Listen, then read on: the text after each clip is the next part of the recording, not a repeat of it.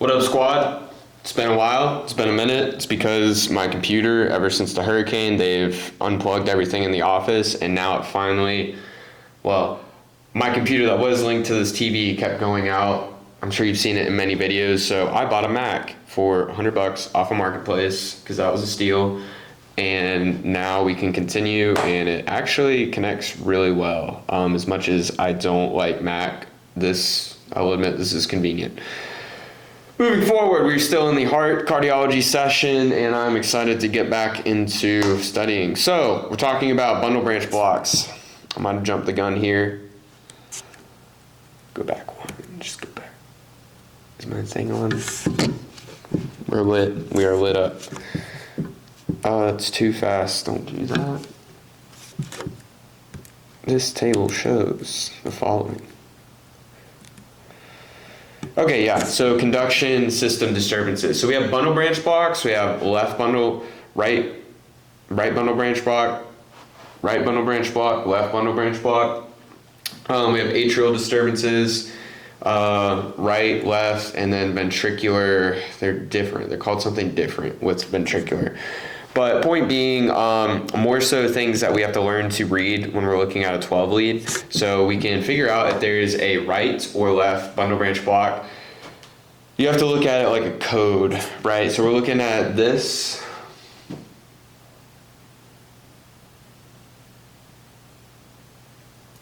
I did like Mac. Wonderful. Okay, so anyway, we're looking at the 12 lead, and the 12 lead is going to give us a map and some code that's fired at us that we have to interpret and take a look at and try to read in order to detect what is happening with the heart. And I think I'm actually clicking on the wrong presenter view, and that's why this is doing this.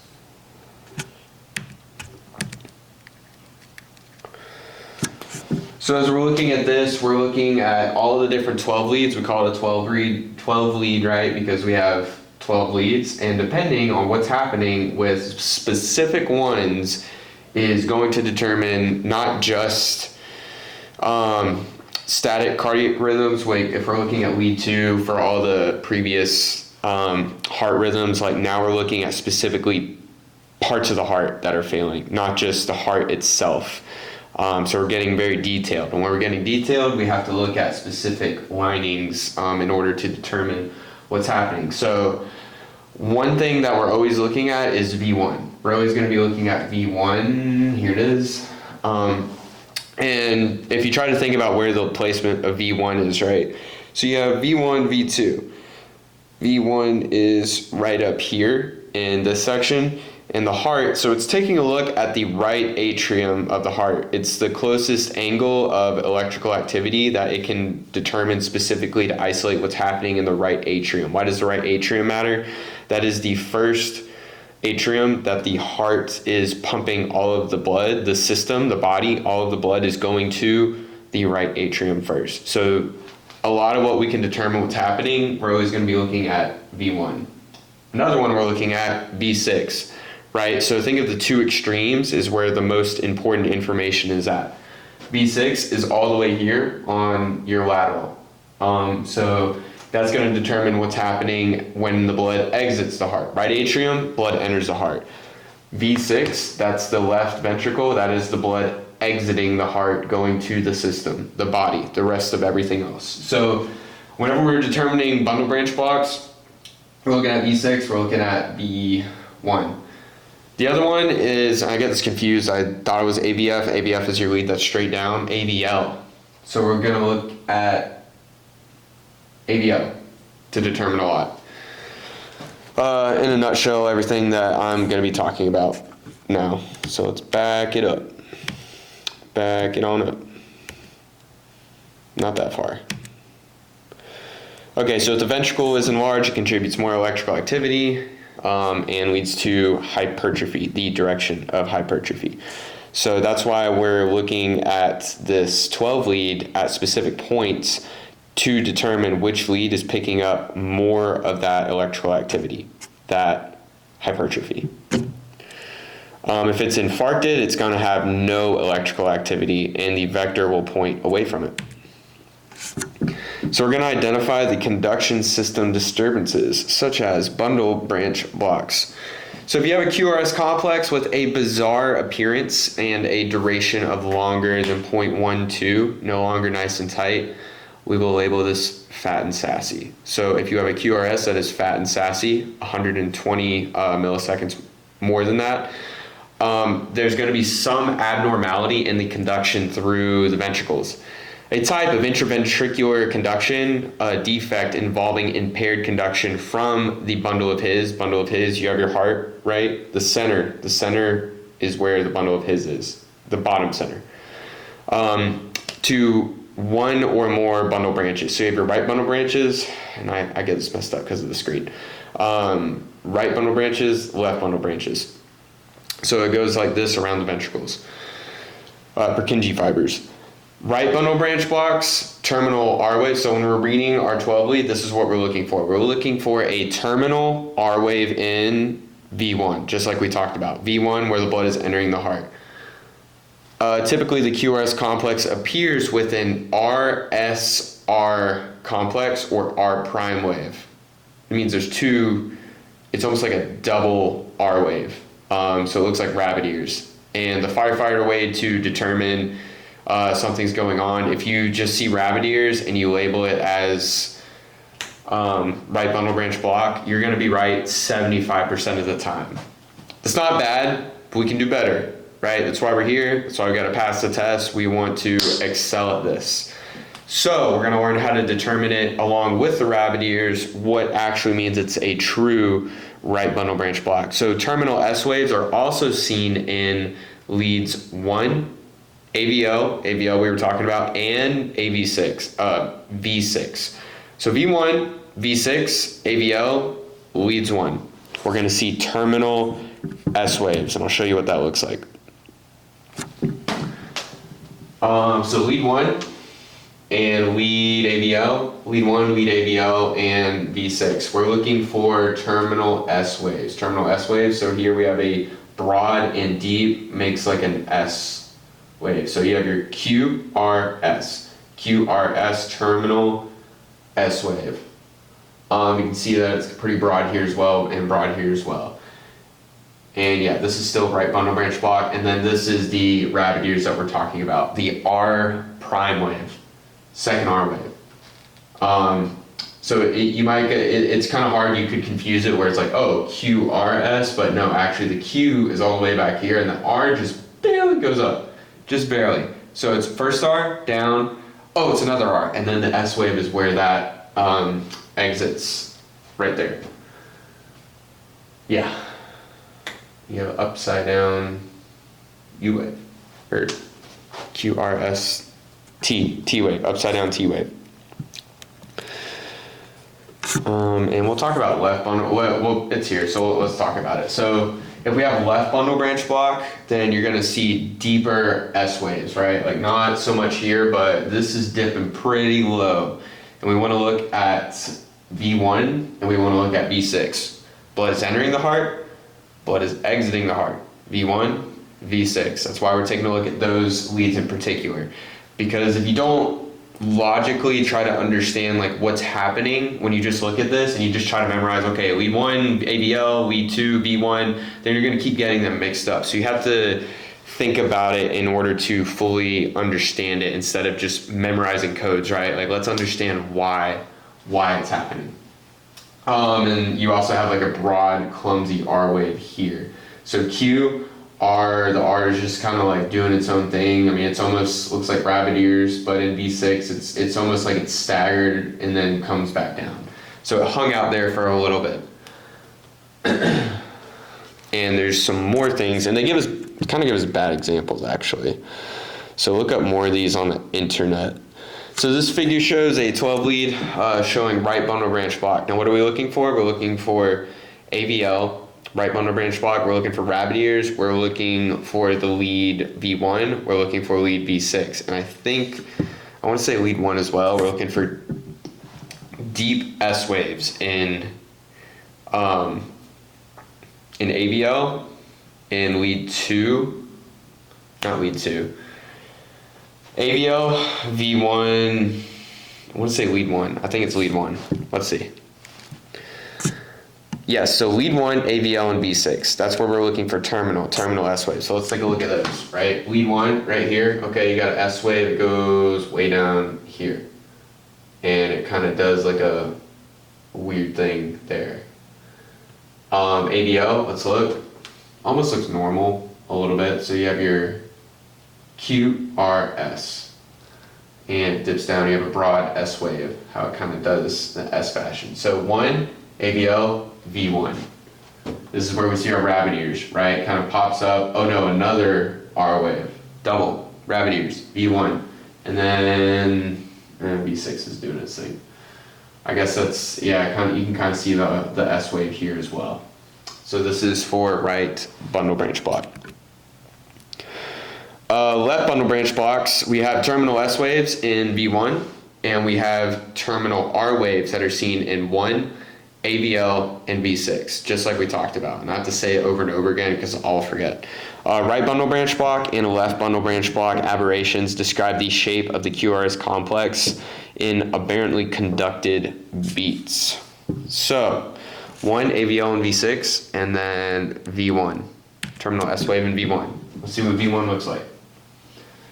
All right, super deep, right? All the way down here, we have our QRS. Way down, deep, V1, terminal S wave. AVL, let's see, look at that. So it pops up here, Q, it's hard to even see. So Q, and then the R kind of dips, still goes down. V6, yeah, I'll just research more on that. It's kind of a bad example to read. But what's point, you can see the deep S wave in V1 and even in V2, but more primarily we are looking at V1. Fascicular blocks, also known as the hemiblocks, occur whenever the anterior and posterior fascicles become diseased, ischemic, and they cannot conduct electrical impulses. So again, like going down the bundle of his and the septal area of the heart. Anterior fascicular blocks, you're going to see RS complexes in lead 2, lead 3, AVF, and QR. And this is where you're kind of like getting in the weeds. Like, how do I memorize all of these, just repetition. Posterior fascicular blocks. So you have QR complexes in lead 2, 3, AVF, and RS. Okay, what do we know about anterior and posterior, right? Posterior is behind us, anterior in front. Where are the leads that are in front? Okay, lead 2, right? That's in front. Lead 3, lead 1, lead 2, and you can't even see me, but like lead 3 is like going this way. So lead 1, lead 2, and lead 3. All in the front, but from this direction. And then lead 2. So it's almost like lead 2 and 3. This is the directions that we are interpreting. And then lead AVF and RS.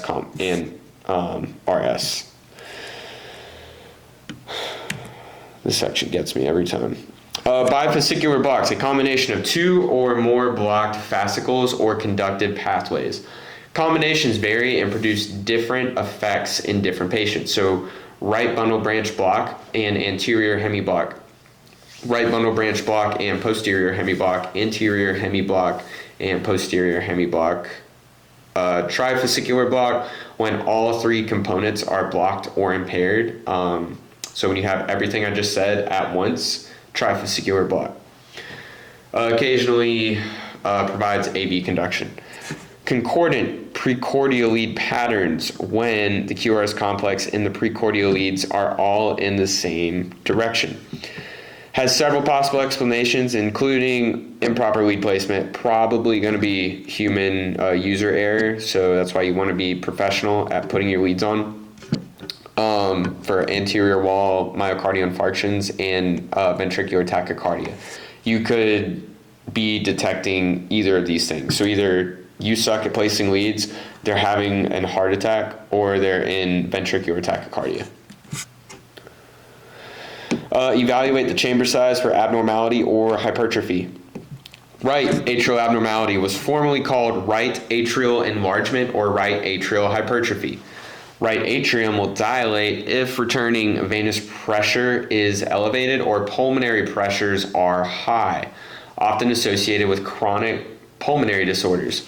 Characterized by a P wave with an amplitude of higher than 2.5 millimeters in lead 2 or higher than 1.5 in V1. Okay, so where's lead 2, right? Lead 2?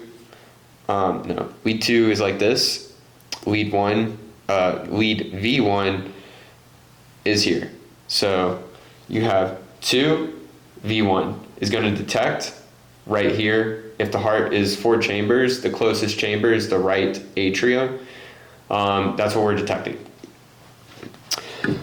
So chronic pulmonary disorders, if there's returning venous pressure that's elevated, we have a lot of extra pressure that's forcing it on it. Think of it like a balloon. You're blowing into it, and it's the pressure is making it increase. Could also be pulmonary pressure, back pressure. I feel like it would go through the ventricle first, is what it seems like would happen. But even through the ventricle, it is that back pressure is causing what are we looking for? Abnormality. So characterized by a P wave with an amplitude of higher than 2.5 millimeters. So our P wave, that's the little P before the QRS complex that we've been looking at. So to find that in the P wave, which is where in the atrium, we're going to look at V1 and lead 2. So let's see what it looks like. So V1 right here. Okay, it's almost doing like let's look like it's reversed. And then lead, I already forgot, was it lead 1? V1 and lead 1. Yes. So here we have 1, 2, 3. So yeah, lead, I'm looking at lead 2. 1, 2, and then V1.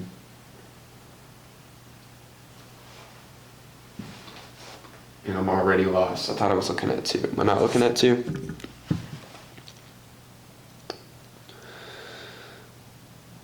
It is lead 2. Okay, I got that wrong. Lead 2. So as you can see, the P wave is bigger in lead 2. That's our primary clue that we're looking at. It's bigger than it is, that's lead 2 and that's lead 2. So we have 1 millimeter, 2 millimeter, almost looks like 3. It's hard to tell because it kind of like the isoelectric line is moving a little bit. So you can look at, you don't even have to look at this one. You can look at a better example if it's more even here, but it's like, I guess this is the best one. 1, 2, 3. Yeah, so we're above 2.5 millimeters. And then what's our other cue? We're looking for it was V1. So if we're looking at the P wave is actually looks like it's reversed, 1.5. So we don't have to be that big. We just have to be bigger than 1.5 millimeter. But it's going in the opposite direction too, which is crazy. So there you go. Left atrial abnormality is characterized by a P wave of normal height but prolonged duration of longer than 0.12 seconds, fat and sassy, in lead 2. A P wave that has a notched appearance, so it's almost tabletopped, right, like a mesa. A biphasic P wave in lead V1, predominantly negative. So it's negative, biphasic. I don't know if that's saying it's fired twice or it's just reversed. So mostly negative. We'll see what it looks like. This could be, what this determines is the patient has valvular heart disease, or heart valves are having issues, such as the mitral, aortic, or valve stenosis.